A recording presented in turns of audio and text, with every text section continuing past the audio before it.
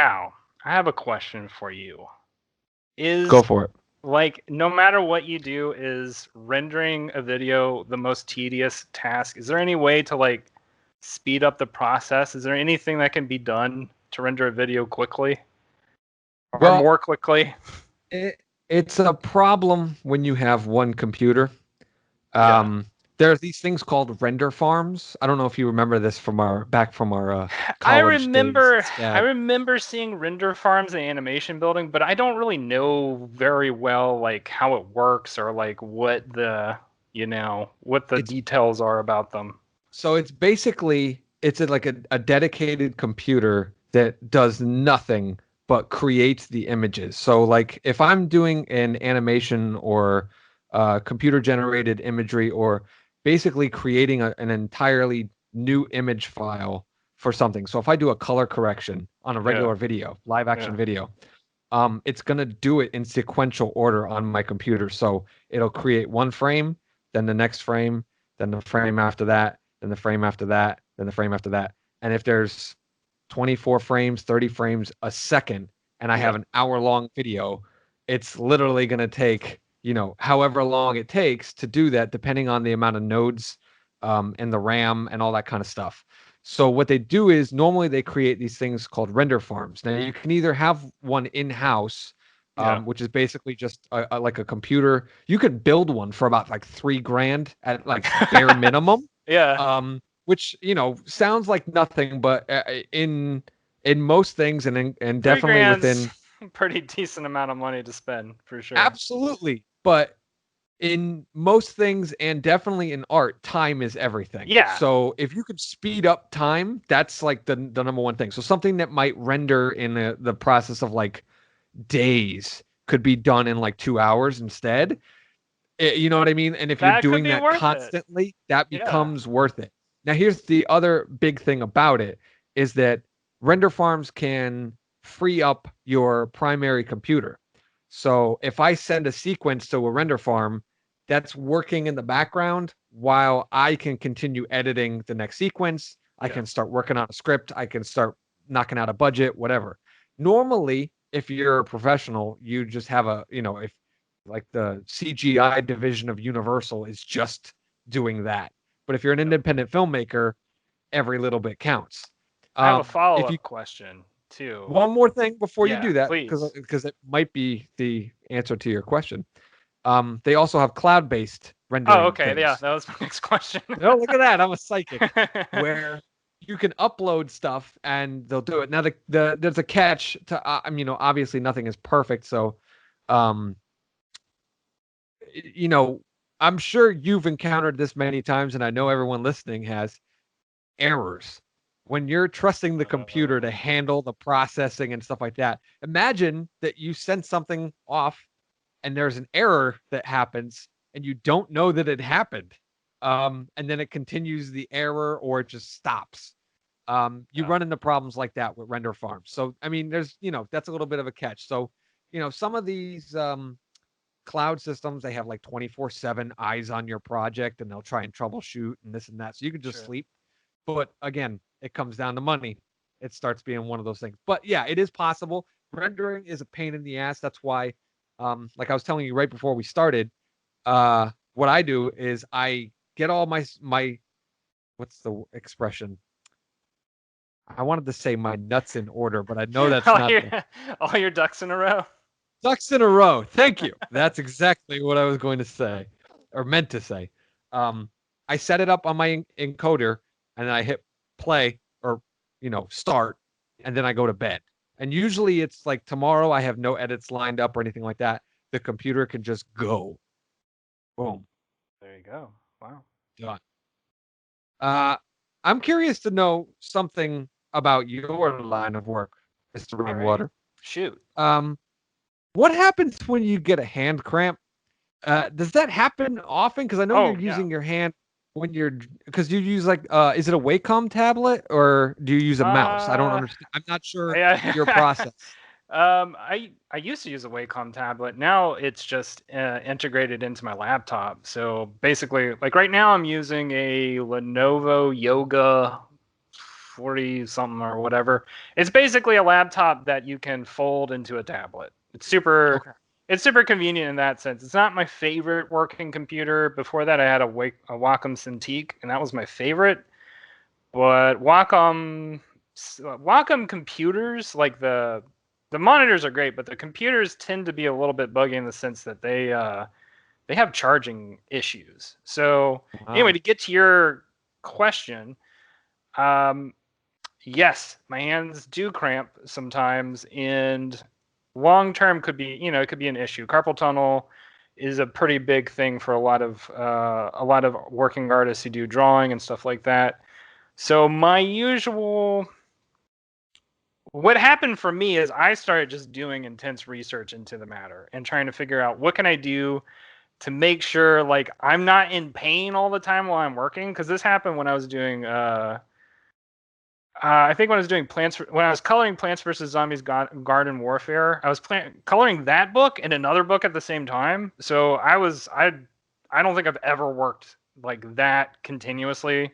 I was doing like 16-hour days, and so by the end of the day, my hand just like wanted to fall apart. But it was recommended to me to try this supplement. I guess I'm going to end up it's kind of Oh Lord.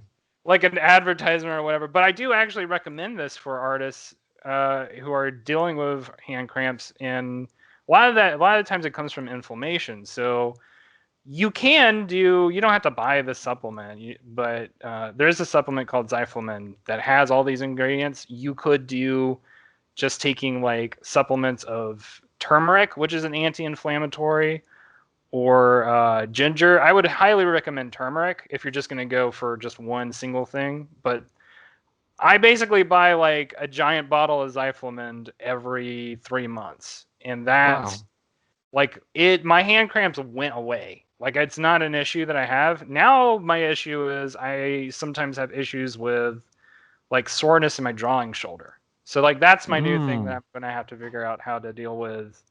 And there are other health complications that come with drawing too. Like you sit for a long time, so there are some people their butts develop Yeah. complications over time from sitting for too Wow. long. And I've had all of those things. So It sounds like a cushy problem to have, but when this is your livelihood, those kind of things, you depend on being able to sit for long periods of time, to use your hand for a long period of time, and it's like it starts eating into. I mean, I don't even want to say your health, but yeah, your health, but then also your financial health.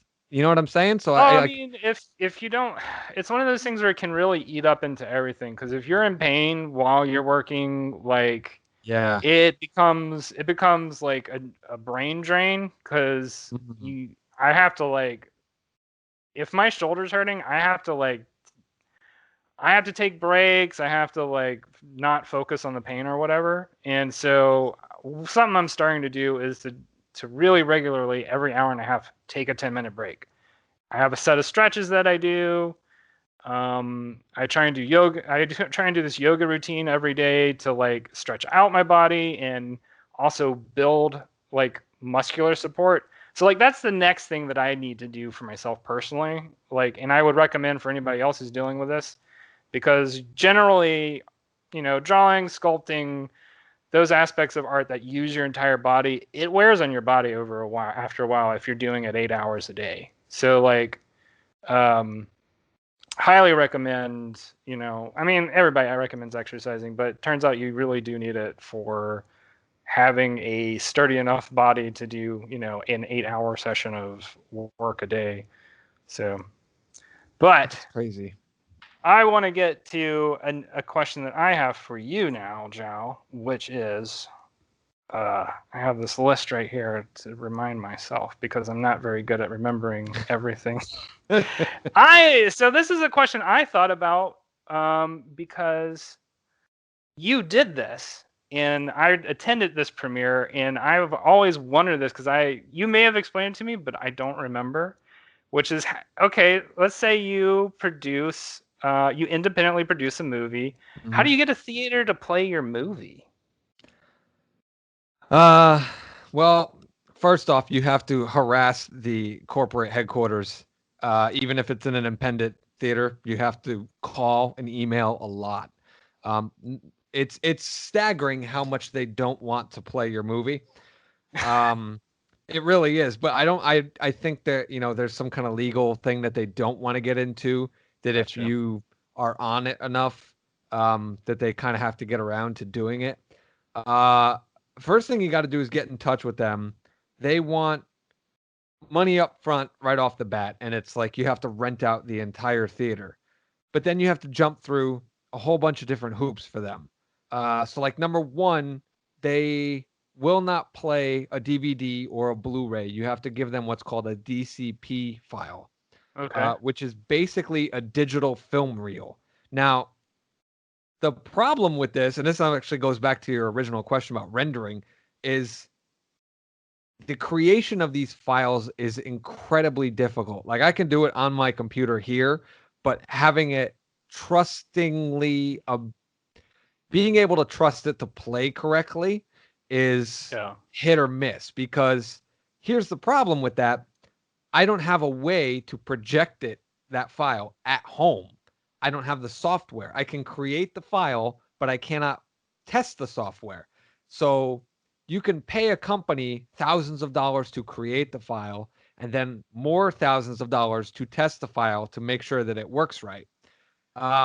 So when you're doing it, you're basically either rolling the dice on a file you created, uh, or you're rolling a dice on a file that someone else created, but you couldn't afford to have them check, which you would think is like built into the price. It's like, oh, we're gonna make your file and check it. No, no, no, no, no, no, no. That's Yeah. not how they're gonna do it.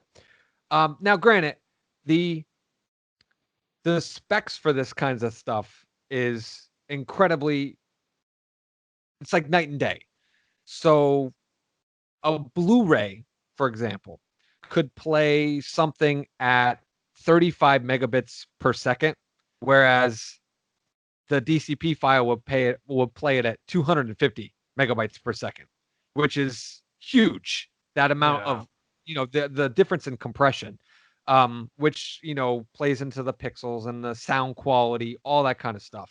The color information is different, all that. So once you've jumped through all of that hoop, then then you cannot book your date on a weekend. So Friday, Saturday, and Sunday, the movie studios. You ever wonder why a movie studio will announce that they're putting out a movie in January 12th, 2065, and it's 20 years from now? You're like, what the hell's going on? The theater has booked, or the studio has booked the theater for that weekend so Mm, far in advance that you cannot get into that weekend. They want the weekend, they own the weekend. So you have to do it Monday through Thursday to get it to go. And then after all of that, you have to hustle and sell the tickets for an exuberant amount of money. So if a regular movie ticket costs 12.50, let's say that's about the average. right. You're buying out the theater every single chair for $12.50 ahead of time. Then you have to charge. This is coming from an independent point of view. You have to charge two, three, maybe even four times that amount Sure. to get your money back, to make a profit, and to guarantee that you can buy another theater to exhibit your thing again. And the problem with that is it's undeniable that my product will be inferior compared to Warner Brothers, Universal, all those Disney, those studios, they have the money to back up the technology. They have the Yeah. render farms. They have the highest quality microphone. They have the best people that can do it. I don't have that. So when I try and charge $25 for a movie ticket, that's just twice the normal amount. And it's an independent film. That's a struggle. Yeah. So the basic question to your answer, you got to hustle in Yeah. It sounds shape like a huge amount of work.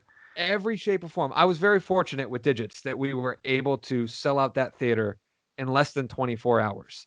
Yeah. And I did I was a real like boots on the ground kind of person when it came to promoting the movie. So much so that the day of when we had the premiere, I don't know if you were with me. You were kind of attached to my hip that day because you didn't really know many people. I remember out here in I didn't know. Connecticut.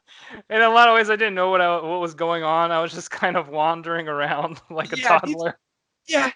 I was on the same boat for you, but the theater manager came up to me and she was like, "I didn't know it was this movie." I'm like, and even I was at that point because when you're advertising, you're in a vacuum. You have no idea if people are getting the message, if it's just the same people you're advertising to, or if you're reaching new audiences. But she came up to me and she's like, "I had no idea it was that movie." I'm like, I don't know what you mean by that movie. My movie? She's like, "Yeah, my son has been dying to see this movie. He's heard about it for months." And I didn't know how he found out about it. Yeah.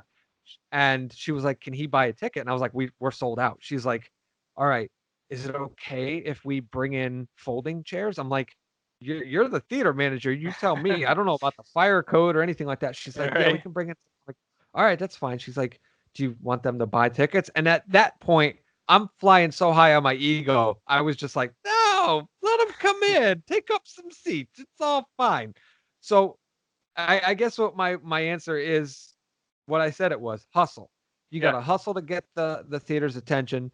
You got to hustle to come up with the money to pay for it. You got to hustle to convince people that their money is being well spent to see an inferior production, Yeah. and you just got to make it happen. I have a follow-up question to that Go for too, that having to deal with our current, with the current world situation. I'm wondering, do you think it would be easier to do that with theaters now, since there's now more, there's less people going, so you have to find new ways to create demand? So it's interesting you bring this up because I'm currently working with a producer um, on a project, and he was wanting to screen it for some people that we both know. Mhm. And me and him thought exactly what you were thinking, which is they're going to take what they can get right now. They're not going to be Yeah. choosy. And no, it was an Huh. exorbitant amount of money. They wanted the DCP file. They would not let us hook up a Blu-ray player to the projector or anything like that. And they were trying to make us jump through the hoops, which to me is asinine because independents are going to be the saving grace for movie theaters. Now, Oh again, yeah. I'm gonna be the first person as an independent filmmaker to admit it's inferior product. You're not getting the same CGI. You're not getting the same sound quality. You're not even getting the same level of storytelling with like script and everything. But film or the price model between the deals struck between studios and theaters at the moment is so terrible. The reason popcorn costs $15 for a bucket of popcorn is because that's how the theaters make their money. Hmm. They make almost nothing off of ticket sales. That and it's just you know what I mean. Like the studios are basically raping them for money. Whereas an independent person comes in, you could strike a deal that's favorable to everybody. Do Yeah. you know what I mean? Like the Yeah. theater, like most independent filmmakers, yeah, they're looking to get the investment back for whoever invested in the film and some profit and this and that. But I don't think they're that greedy personally because there's a level of prestige that comes with getting your film in a theater. Yeah. And I think they'd be willing to eat some of that price to be able to say that. You know what I mean? It's kind of like when people joked about back in the day, oh, that movie got dumped to DVD. And while streaming right now is great and everybody loves it, eventually we are going to return to a some semblance of normalcy. Yeah. And when something goes straight to streaming, I have a very big feeling that it's going to start getting looked down upon as dumped to streaming. Well, As and what I think about too is like there are a lot of events where directors will go, like Kevin Smith did that with his most recent thing. I can't remember what movie it Jay was, and but Silent Bob yeah, reboot. Yeah, yeah, where he's personally going to, each showing and he did a talking road with show. people. Yeah, and I guess that's the way that you would have to do it then, I imagine, is you have to turn it into a whole thing. It's not just you're showing a movie, you're like doing a presentation, and it's Absolutely.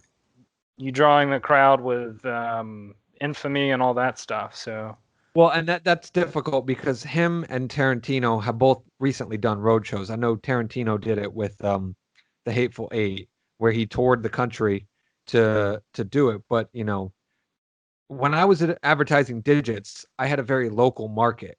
I was Yeah. just advertising here in Connecticut because that's where the only place I planned to show it in a theater.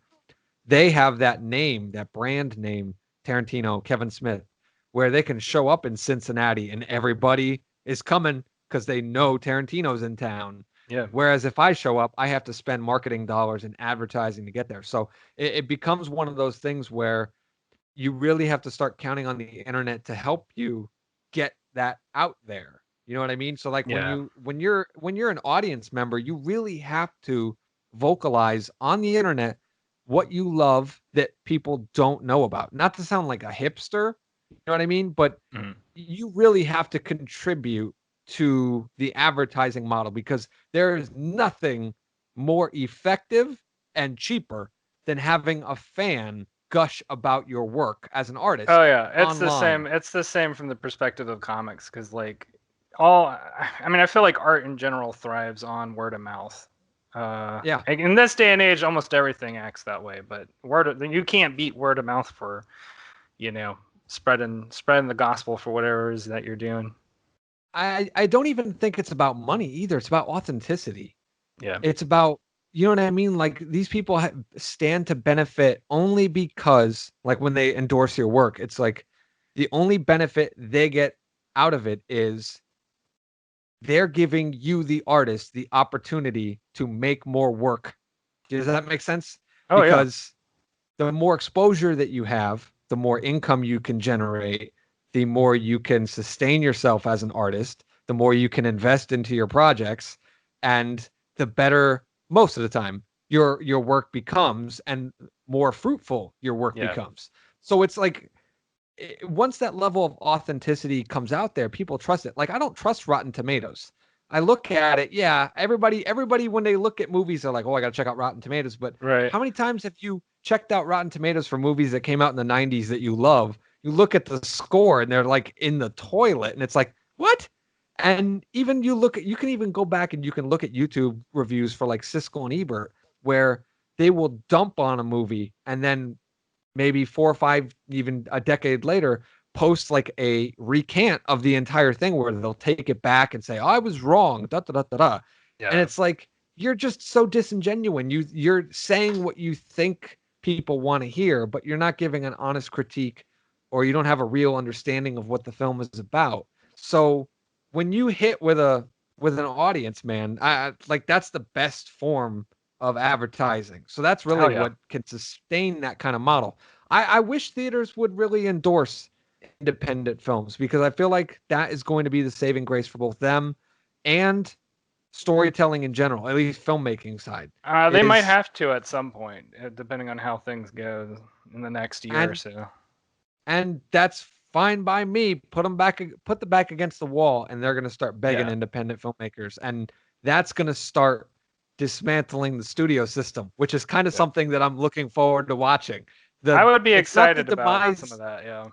It's not the Yeah. demise of theaters that's coming. Everybody was talking Yeah. the other day when Warner Brothers changed their release model for 2021. They said, oh, this is going to kill movie theaters. No, this is going to kill Warner Brothers. This is going to kill Universal when they all start doing that because there is something essential about community and communal experiences of film that Yeah. is not going to die. The price is probably going to go up, but the desire to go out for date night, to go out Well, to dinner and a and here's movie, the to other do all here's that the other stuff. half of it too. For the big studios, like right now, they have, while they're still having their time in the theaters, when they go all the way to just to where they're almost exclusively streaming, that's a jungle. You're dealing with everybody. Like, Yeah. you can't just be like, "Oh, we're Warner Brothers now." People are like, "Who cares?" Like, I can get so many different things on Netflix, on Shudder, on CBS, blah blah blah blah blah. Where it's like you can't just be the next Batman movie or whatever. You got to be something else. So no, that would be interesting to see. That is a really interesting thing to think about. It's it's something that I'm looking forward to because COVID has changed the landscape of how we do everything.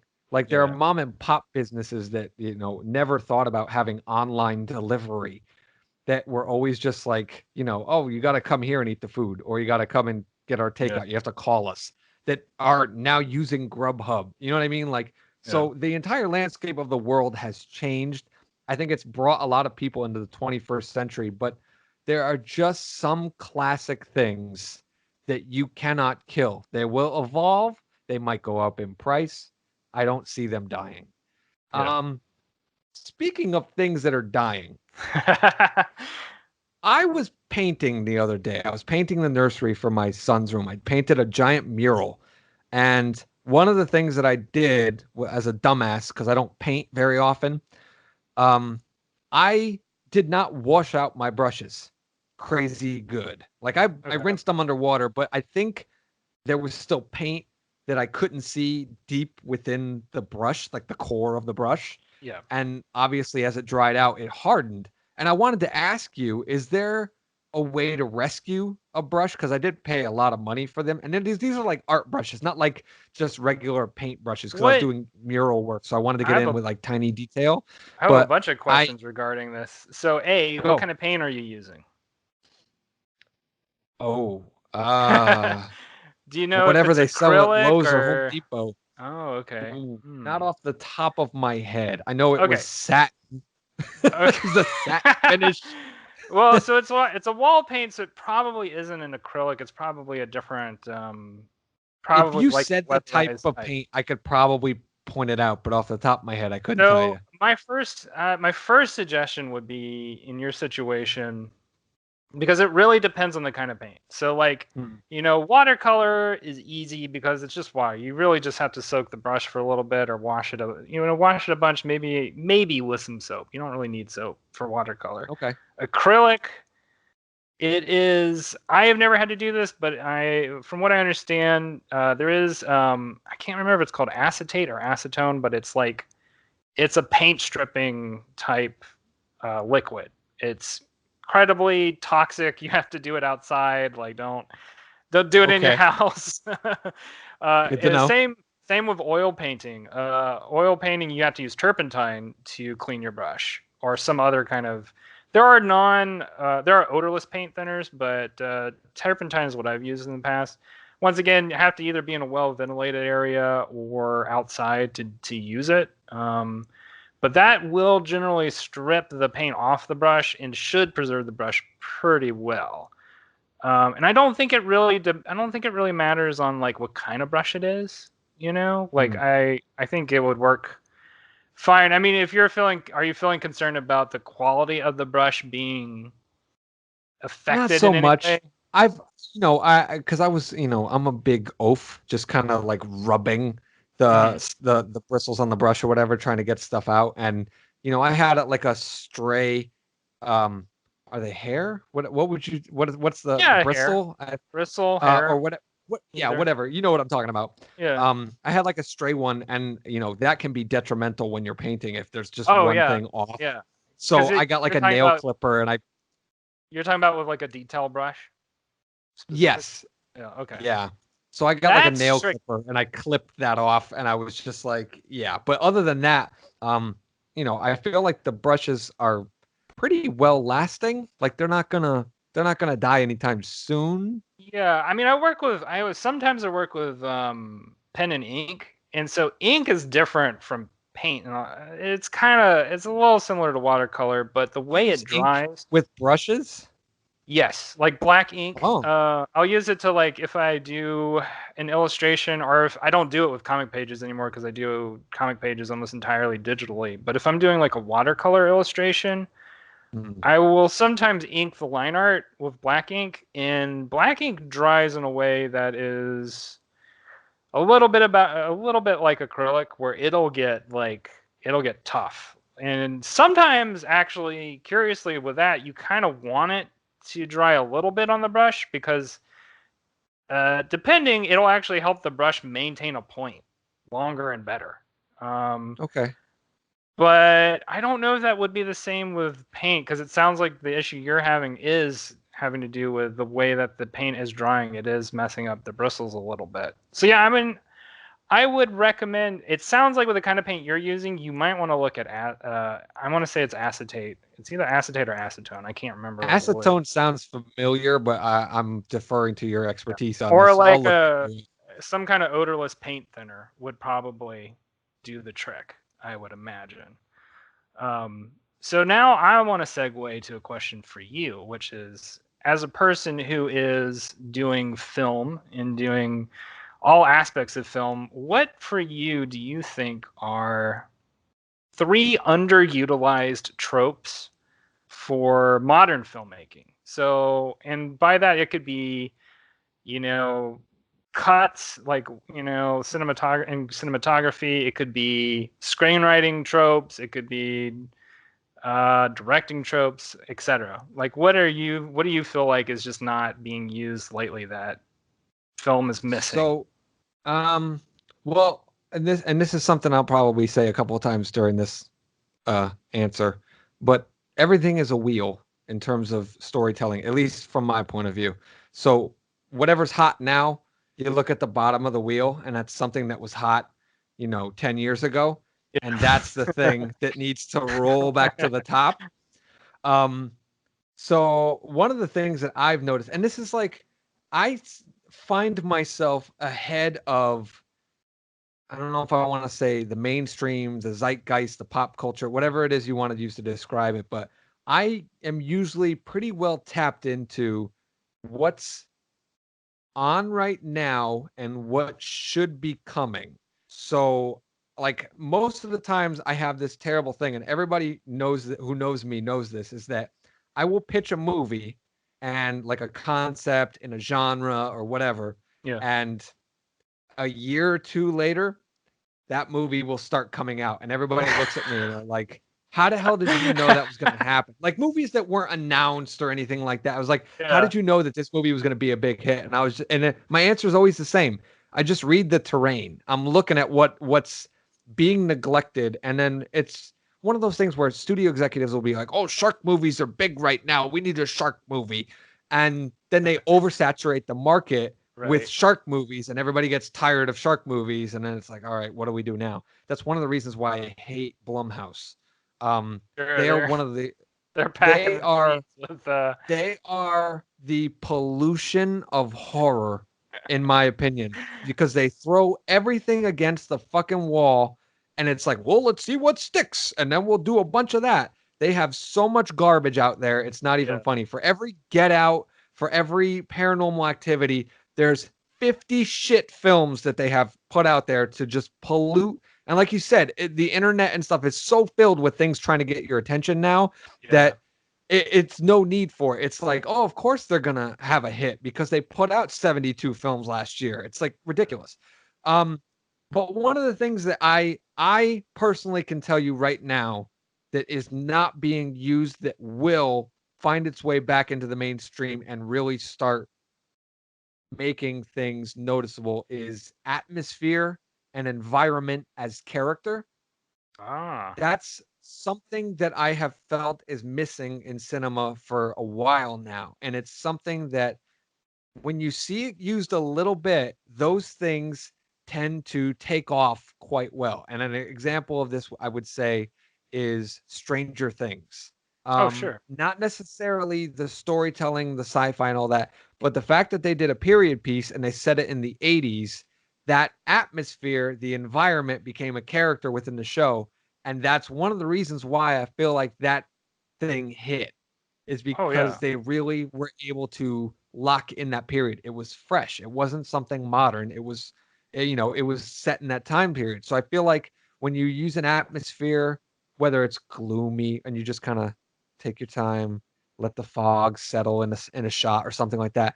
That's the kind of stuff we're missing in movies right now. And now it's just cut to this, cut to that person talking, cut to this scene, Oh, for this sure. explosion. Da, Yeah, da, there's da. a lot of And it's movies that like, just feel like Cliff Notes, where it's just like one big long montage, basically. yes. And that's part of, the style that's going right now. And we need to get away from that because that's what's going to kill. the cinemas. But life finds a way, as one of my favorite movies says. Another thing that I think is missing, um, is motivated editing,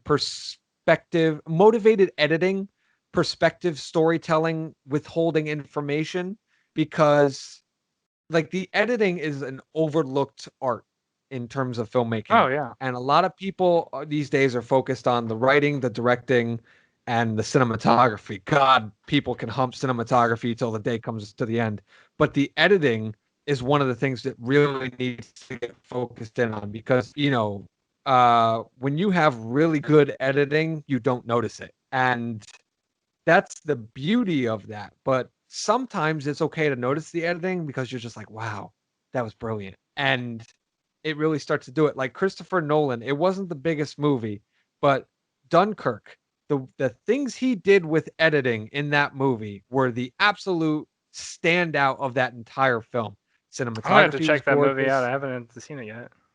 I'm not going to spoil anything for you, Yeah. but the editing is the reason to watch that movie, because Christopher Nolan likes to play with different things when in his film. Usually they're technical aspects, whether it's the cinematography or the sound. Well, he hasn't done well with sound lately, um but the technical stuff and what he did with the editing in that film was so beautiful that that's Yeah. the one reason why I love that film. Um, an underutilized thing, character tropes. Um, there's a lot of character tropes that don't get used enough. And like right now, I feel like the character trope that we're missing in cinema is it's an archetype called a man with a code, which is basically Superman. And I'm not talking about Henry Cavill Superman. I'm Mhm. talking about Christopher Reeve Superman, where it's like, Okay. no, Senator, I'm not going to do that. And it's like that moral, hard ass Boy Scout kind of thing where they just Oh won't yeah, cross that that for line. sure is going to become a thing in the next couple of years because every movie character has been some kind of like gray area Anti hero. of yeah, Yeah, exactly. they've We've had gone, it for they've years. gone, they've gone too far into the gray. And Yeah. now what I feel like everybody wants is that black and white definition of good guy, bad guy, period. And Yeah. it's so simple, but it's missing. It's and one more thing. Oh, this is the other thing that I know you said three things, but I'm gonna give you four. No, we can get a Um bonus. uh and I know you noticed this because you're an artist and aesthetic is important, but desaturated color grade is going to make a comeback, because if you've watched a drama and a thriller, you have noticed that everything is either that blue or that like blue green Mhm. color correction on it, and I'm just so fucking tired of it. And I think everybody is too. You look at, but it's not just that color grade, but it's also like superhero movies. If you start paying attention to them visually, like turn the sound off, just watch it and start noticing the visual representation. Yes, they mimicked the color palette of a comic book where it's strong contrast of highlights and shadows and like maybe one or two primary colors that dominate the color palette in the shot. And I feel like if we start going back into more desaturated things like the 90s, that will be a breath of fresh air, because everything today is so over color graded, over color corrected, that it's just a I'm sick of it. I just need Yeah. I something mean, it kind of that's hurts the eyes after a while. Like it's hard to yeah, it's watch. It's hard to distracting. watch Marvel movies because after a while, it's like too much candy color. It's like Yeah, playing Candy Crush for 8 hours or whatever. yeah, and you just want to look at something, and the main thing about filmmaking is you really want to immerse your viewer in the world. You don't want to draw them out of it, the suspension of disbelief aspect. So Yeah. when you start doing that and people start noticing it, and they start getting drawn out of the movie, it's like I'm tired of looking at this. Like, but when it's more natural, raw, ungraded, people are more likely to focus in Yeah, on what's that makes happening sense to as me. not be distracted. Yeah, I mean, don't get me wrong. That I makes sense because I've absolutely been love. I've been watching a lot of like 70s movies lately. And so like Mhm. they're all of them Yeah, are like super desaturated, very naturalistic, like and that makes sense now because it's like, oh yeah, it I'm they look didn't really have it. Yeah, that's true there too. wasn't a whole Right. lot of color correction going on back then. I think there was some. Don't get me wrong. There was some subtle, Yeah. a lot of the things from the 70s have that kind of like, I don't want to say sepia, but it's like that orange, golden, tobacco kind of tone to it sometimes. Or it's like that steel blue. But it's much more subtle than it is now.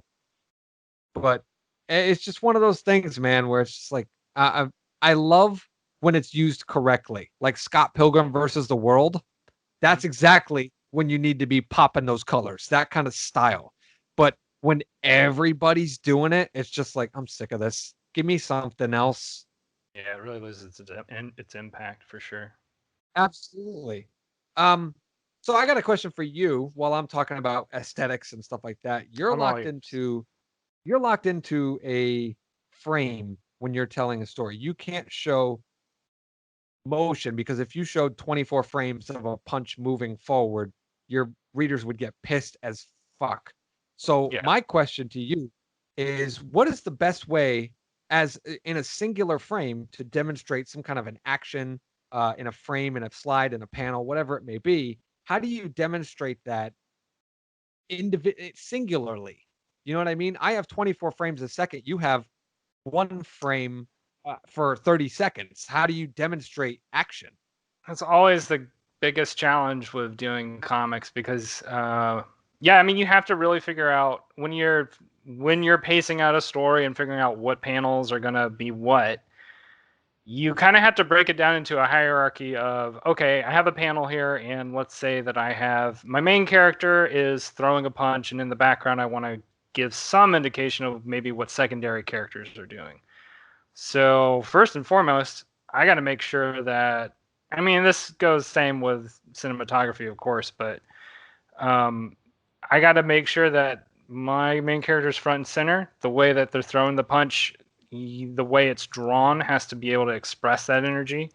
So a lot of that has to do with what they call your silhouette, and that's basically like the contour of the character. So I wish I had like a pad or something to draw on, but basically imagine, if you will, like you want to pose your character in such a way that you're going to really focus in on that fist. So you're going to arrange the composition to where the fist is in the center. Um, and then after that, you start kind of breaking down what are other things that you can do. There are other methods of expressing action, like so. This was actually, I think, I want to say Chuck Jones started this in Looney Tunes. It may go a little further back, but it's called I hope I'm not getting it wrong. I want to say it's called the squash and stretch method, but you exaggerate the way that the motion is being drawn to where you can either like stretch and thin out. Let's say you stretch and thin out the arm a little bit to create sort of an exaggerated sense of motion. All right. Mm-hmm. And then you can also, in addition, you can have parts of the line art fade out a little bit, or you can use color. Color is another way that you can express action, in that you can have, let's say you have the fist is slightly desaturated in color from the rest of the main character, to sort of imply that it's a little bit more transparent. So by by showing that transparency, it gives the sense that the person's fist is moving so fast that it kind of blends into the background a little bit, or it becomes like air-like, if that makes sense. Okay. Yeah. Um, I'm trying to think of some, because here's the thing is there's a lot of different solutions to that one question. Because you could just have a panel that's literally just the fist front and center. You don't see the character. You have a setup where you have a setup where you have the character getting ready to punch, and you have the next panel is just the punch front and center, and you do all the other things that I was talking about, or you have a panel where that is like the whole thing. It's an interesting question. It's hard to answer without a visual aid. basically. And maybe this is just, maybe there are teachers who could do this way better than me, because I I recognize that I'm struggling to answer the question with words. I could definitely answer it with a picture, but that's not something that I have Hmm. available in the moment. So, but I will repost with a question for you, Jow, which is, Go. um, so for screenwriting, because screenwriting is a little different from writing a script for comics, writing a novel, and whatnot. So I'm sure it has its own rules in regards to cinema, in regards to TV and film. What for you would be like your top three like screenwriting rules? You're not talking about like format. You're talking about just like storytelling, right? It could be it could be let's say one format. One of the answers I would recommend being a format answer, and then the other answers, let's say it's story. Hmm. What's your top format rule, and then what are your top storytelling rules after that? Format wise, I would definitely say that the number one rule is action lines need to dictate action and action alone. I can't tell you how many scripts that I read that are fatter than they need to be. Like 120 pages is like Yeah. the max of what you're supposed to be writing. And when you have like a an action box, like a paragraph of action that is half of the page, but it's mostly description, you are not only not doing your job as a writer, but you are robbing the opportunity from the department heads. And whether that's the director, if you're not the director, the set designer, the costumer, Yeah. doesn't matter who it is. Number one, you're robbing them of opportunity if they follow it to be creative and to do their job. But number two, chances are they're just going to either cross it out and ignore it, or you know what I mean? Like it's just going Yeah. to go right Yeah. into the trash. It doesn't matter. You're wasting their time. Yeah. Um, but it's also detrimental to you as a writer as well, because when people start reading these long prose of he slowly walks to the door and turns the knob as its golden light reflects off the first thing the producer is going to do is go, this idiot does not know what they're doing. I'm not reading this shit. And they throw it into the garbage can, Mm, and you've just shot yourself in the foot. So, format wise, it's just got to be Mike opens the door to see Jay standing there with a gun holding to his head. And that's yeah. it. That's all you need to write. Keep it short and simple. I've Can noticed I that the follow script, up your Can I yeah, follow up real quick too? So is yeah. the idea that a lot of the interpretation of that is going to be up to the director and the actors, basically? Well, it could go either way. That's the stylistic point of view about it. And the thing is sometimes, I mean, if you are the writer director, Yeah. it's kind of You already know. Yeah. it's helping people informed of what you're after. But at the same time, you are robbing them of the creative license to contribute to your project. So Yeah. some artists might get turned off by that and be like, yeah, I think I'm going to pass because there's no room for me to create a character here. And then Yeah. some other artists might be like, this is perfect. I know exactly what I need to do, and I don't need to do any work. I can collect my check, show up, read my lines, and leave. Yeah. And it's one of those fine lines where you have to decide what kind of a writer you want to be. Um, I wouldn't say there's a right or a wrong way, but when you start getting flowery in descriptions when it's supposed to be an action line, that's when that's when Yeah. you're in trouble. So I would recommend not doing that. Yeah. Um, I have three for the other thing, so I'm Oh, just sure. gonna. Let's do. Yeah. I mean, I have more than three, but I'm gonna limit myself to three. Um, the number one rule that I always preach when people ask me when I read their scripts and they want notes and this and that, I have to tell them because they're very precious about their material, is conflict. You have to have conflict in every single scene. It doesn't matter if both of the characters are quote unquote good guys, they have to be at conflict over something. Usually the best way to go about it is they are they both after the same thing, but they are butting heads about how to go about getting it. Does that Mm, make sense? yeah. That's an easy fix for when you have two good guys in a scene. What are they after? And maybe they're butting heads. over how to get it, or they're butting heads because they want different things, or one of them wants something from the other person. It doesn't matter. Conflict. Whereas if it's just something flat and stagnant about someone making progress with no conflict going against them, it's boring. I don't want to watch that. That's real life. Well, it's supposed to be like real life. I don't go to the movies for real life. I go to the movies for entertainment, and entertainment is about conflict and resolution. Right. Um, so I would say conflict is my number one thing. Number two, which I kind of touched upon a little bit in that, is character goals that are clear and tangible. People are so muddled. There are so many movies, even mainstream movies produced by major studios, where I could pause the movie and I could look at three people and say, what is that character trying to go after right now?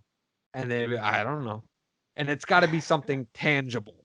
Do you know what I mean? It Yeah. can't be something vague and out there. It's got to be something that visually, because it is a visual medium, that we see them attain.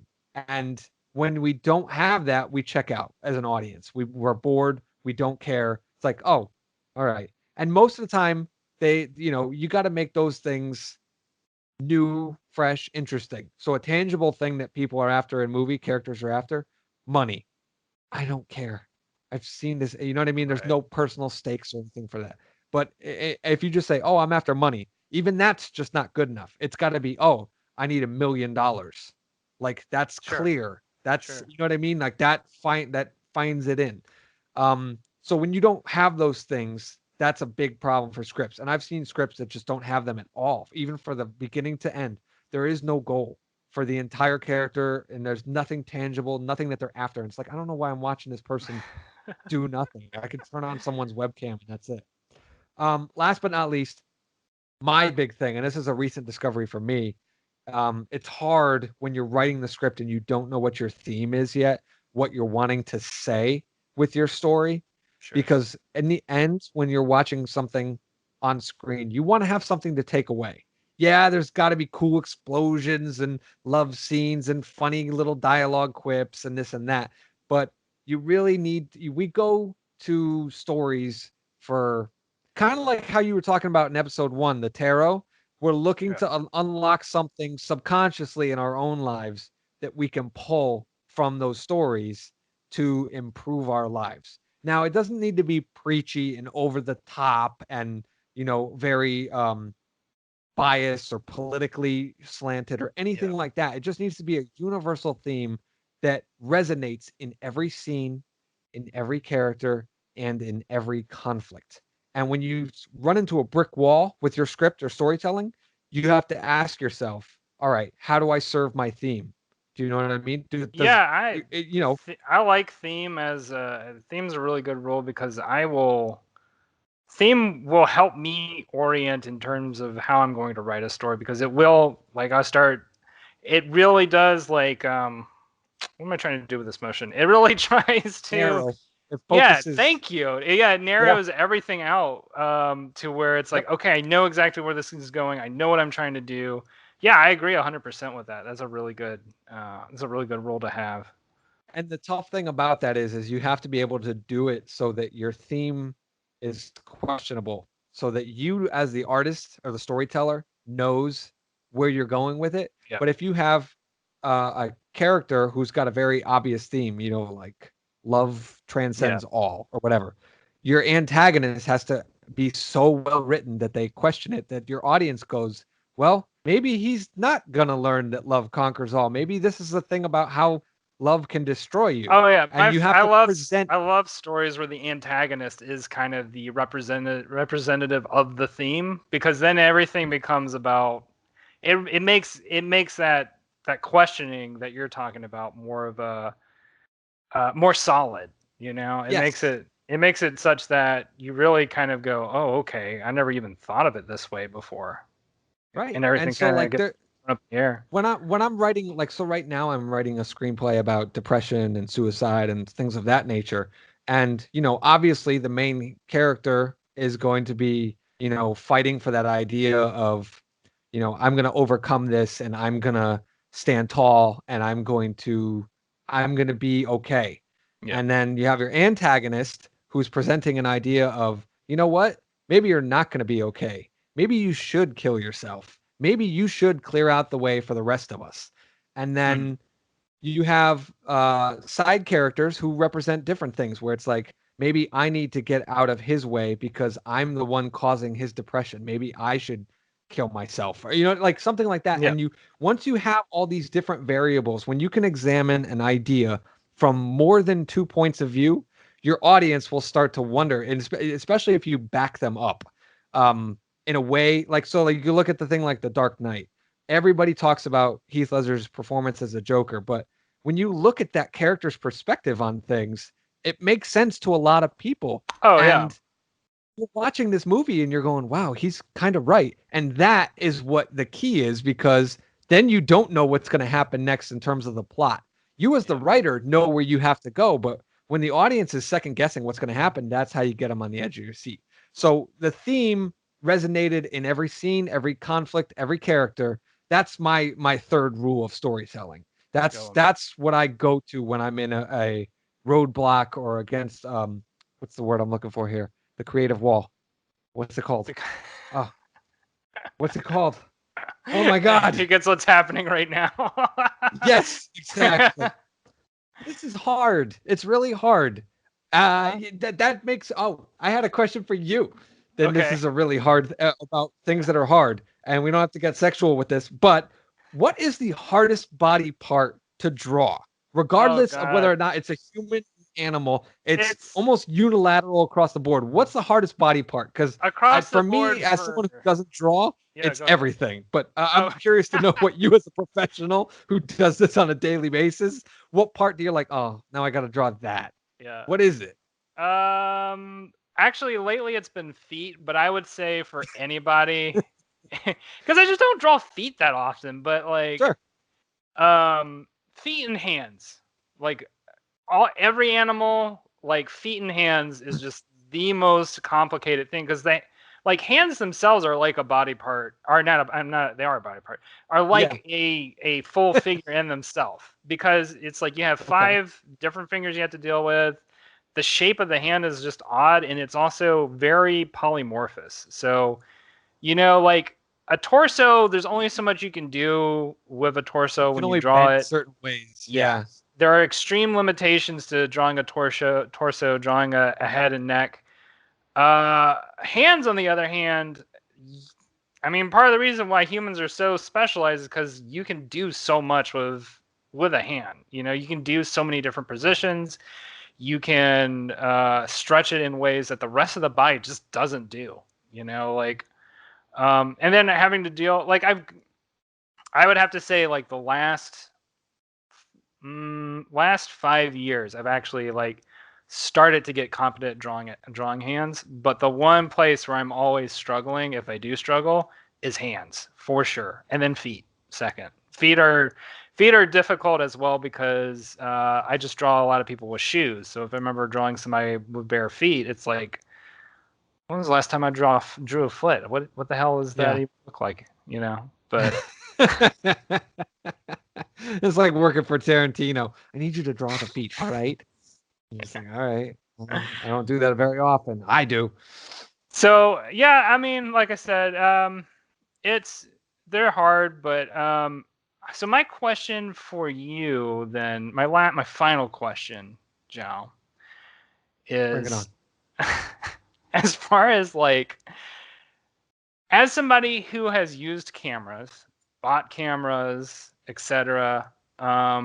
What in your opinion right now is the best bang for your buck camera? Like, let's say like I'm starting off as a filmmaker and I just need a camera. I need something that works decently well. What would I look for, and what is it going to cost me? Well, maybe you don't have to answer that. Don't answer that last part, but This is not going to be a helpful answer, but there is not a best camera, period. okay. Um, I know this is going to sound like kind of artsy, but the truth of the matter is when you buy a camera, it's like a car. The Yeah. moment you drive it off the lot, you've already lost half of its value. Um, the smart thing to do is to rent most of the time, Oh, because chances are uh, the new model is going to come out in a year or so, and nobody's going to want it anymore. That's the sucky thing about filmmaking is that everybody wants what's in vogue at the moment. It's Yeah. either, oh, he's got that Red Dragon. Oh, he's got that Arri Alexa. Like those are the like the prestige cameras at one point. And then it's like, eh, suddenly everybody wants 4K. Oh, this camera doesn't shoot 4K. Oh, okay. Well, I guess we're not hiring you. And it's like, oh, well, I spent 50 grand on this camera. And it's like, Yeah. tough. So Oh. renting is usually the good way to go. I mean, you can get a solid DSLR. But again, it's the same situation where they're going to want something different. So automatically you're going to want something that does 4K. I can tell you that right now. Like Netflix, if you submit a film to Netflix right now, they won't accept it unless it's in 4K. At least that's what I've been reading.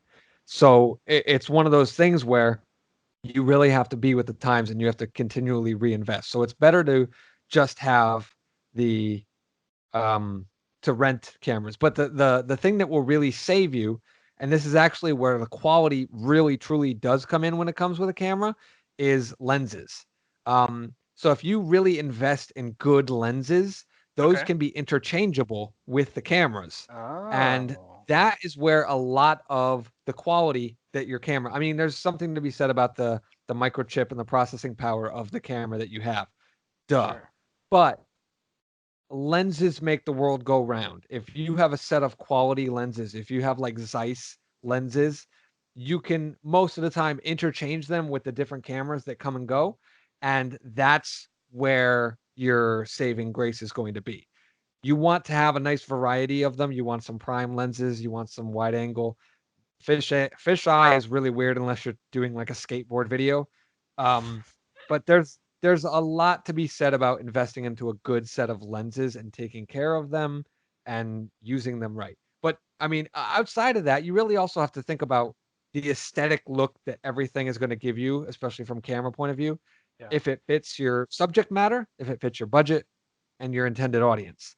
Like if I'm shooting a movie for 6 year olds, I do not need a Red Dragon camera.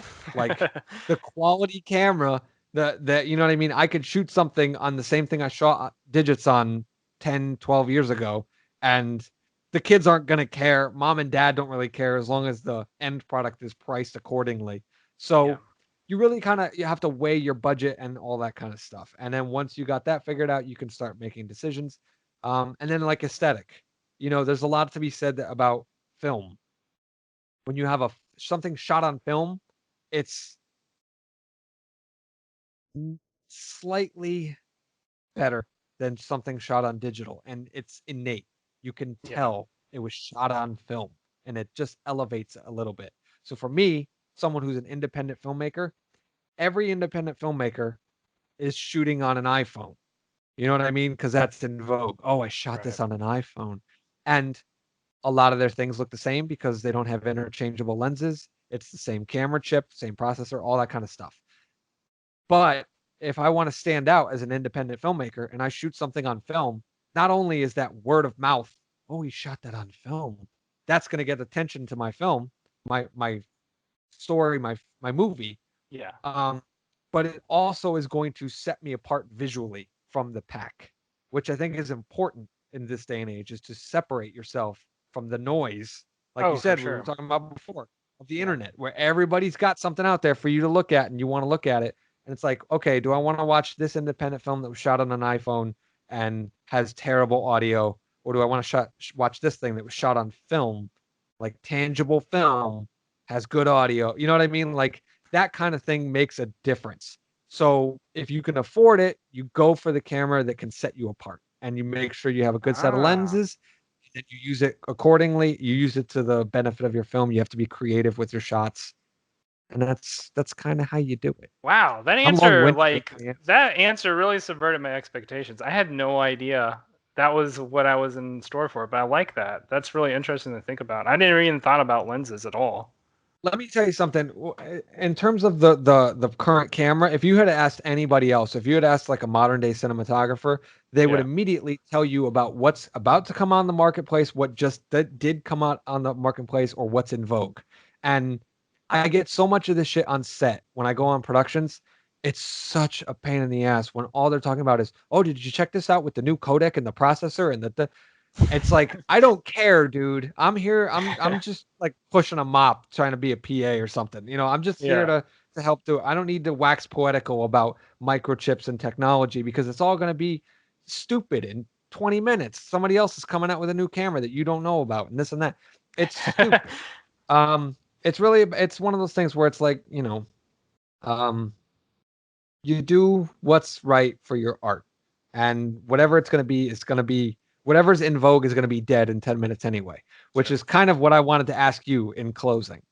um is the classic art of medium on paper, does it have any advantages over digital art, like film has that advantage over like digital video, or is it dead? Is art on paper pretty much a gone thing? It really depends on the medium. I mean, for comics, I would say pretty much most people are not drawing on paper anymore. They're doing it digitally, with exception to artists who sell their original pages.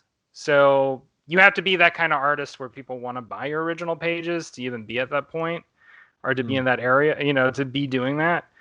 But I would say for comics, it's slowly going away. But on the other hand, I would say there is like and there will always be like a commissions market, so like people wanting to get an original illustration from a person, like, oh Tangible thing that they can hang on their wall, yeah, or yeah. yeah, like, oh, I want a painting of my child, or I want this watercolor illustration of Superman or whatever, because there is that, and I think this might be enhanced as digital becomes more prevalent, which is that people are going to really value originals more.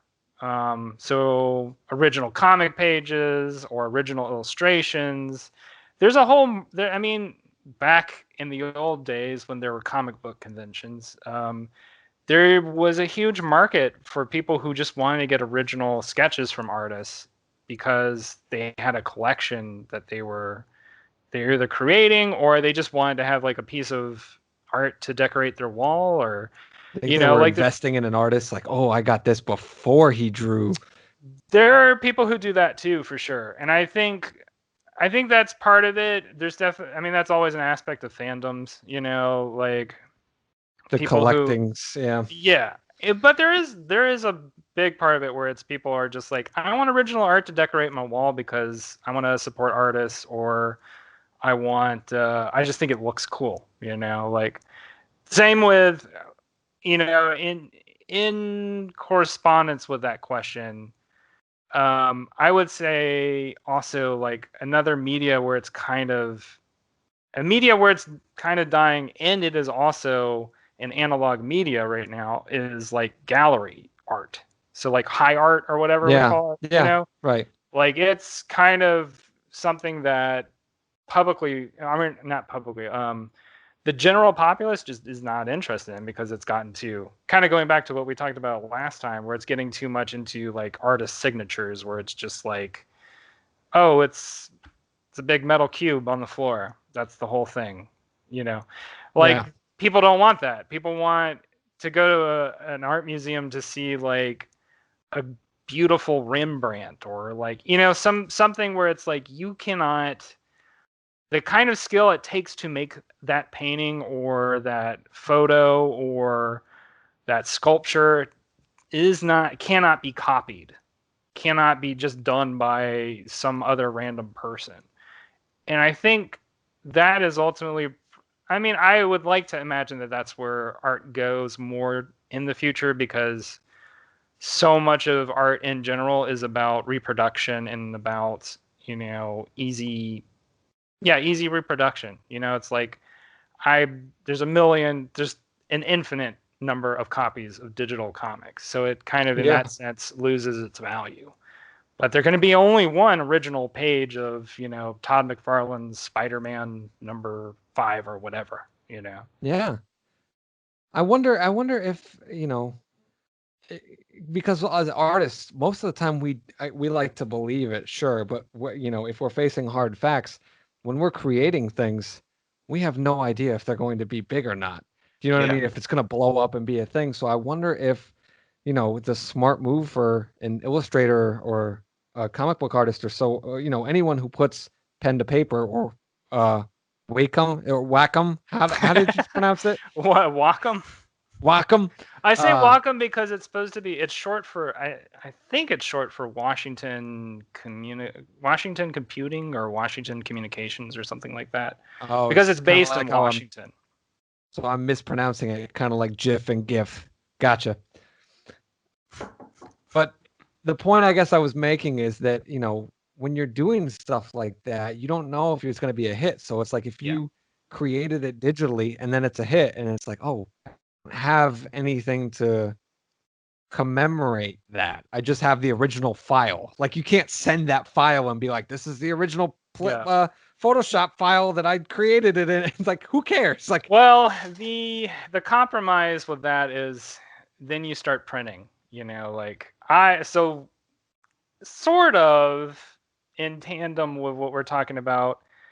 With the comics projects that I've been working on, I actually make them formatted to printed comic first, and then I make them for digital.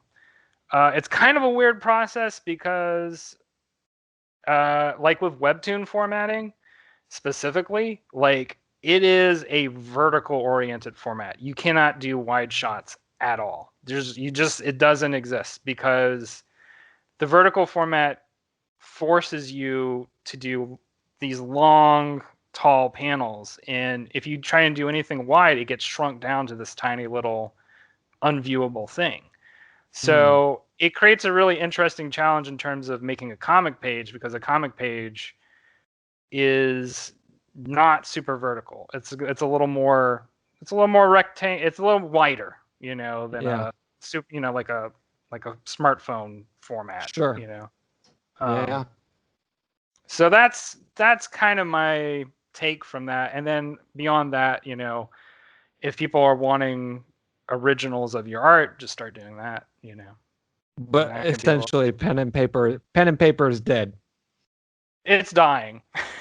Yeah. For the most part, Okay. I'd say it's There's dying. there's no advantages, right? In terms of like from the art point of view, like, Well, I guess I wouldn't say do you there's know what I no mean? Like advantages. the texture, is Yeah. like the texture of ink on paper better than ink, digitally created? Like, is there Yes, a better I way to would control it or? 100%. So here's the other thing between digital and analog is that there is a huge advantage to you can do cool spontaneous textures analog, right? Like you can get out a Okay. toothbrush and then fleck like white Yeah. ink, create like blood splatter or whatever. And it's not as easy to do digitally. Like you have to actually like do an incredible amount of work to emulate analog effects digitally. And so if you're gonna do like right now, I would say if you're doing digital comics or if you're doing digital illustration in general, make sure that it is like really benefiting. You're fully utilizing the benefits of doing it digitally, which is like if you want, because I personally would just want very clean line art for what I'm working on. So like all of my digital brushes that I'm inking my comics with, it's super clean lines. I don't have to worry about like some kind of like speckling or some kind of like, random dots or whatever, which I would have to worry about if I was doing it analog, because then I ink a page and I scan it. And in that process, there's going to be some kind of random artifacting going on. It's just, Yeah. part of the process. Very interesting. I'd never thought about it like that, but that's a fair point. I think our time is up, my friend. Yeah. We are now at a little over an hour. This was a wonderful conversation. I think we had picking each other's brains about our respective mediums as artists. Thank you for everybody who's tuning in and listening, especially after the troll move of last episode. I promise that will be the last time I pull that particular stunt, because I like to be original. And I think as we go forward, we will have more creative formats that we will present to you guys here on Midnight at the Spaghetti Factory. That's right. I'm emphasizing the at now because I'm trying to train my brain to say it correctly. Um, But anyway, I've had fun learning Yeah, today. fun as This is always, stuff that I just general musing, and yeah, I guess I could have Googled some of this stuff as you probably could as well. But I like having the discussion about it. I like getting a point of view from somebody I know and trust. So that was what today's podcast was really about. Was really trying to just get to the heart of some of the things that we believe and some of the experiences and approaches that we use.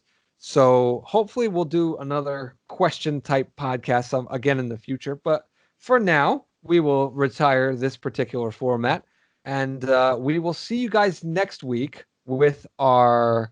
Are we doing the Christmas episode next week? Oh, that's I think right. we I are. think it is. We are doing a very special Christmas episode, and I don't think you guys know what to expect with this, but I don't we know are what to very expect. much well, you know a little bit because I tipped you off as to what I want to do. But stay tuned for that because that's going to be a lot of fun. And I think you guys will be surprised and interested as to what we're going to do with Christmas. I don't think anybody's ever really done it in a podcast. So I'm hyping up next episode. Be sure to check it out. I hope you enjoyed this episode. I have been Jow. I'm Rainwater, and we'll talk to you all And later. this has been Midnight at the Spaghetti Factory. Good night, y'all. I'll cut that part out. That was stupid.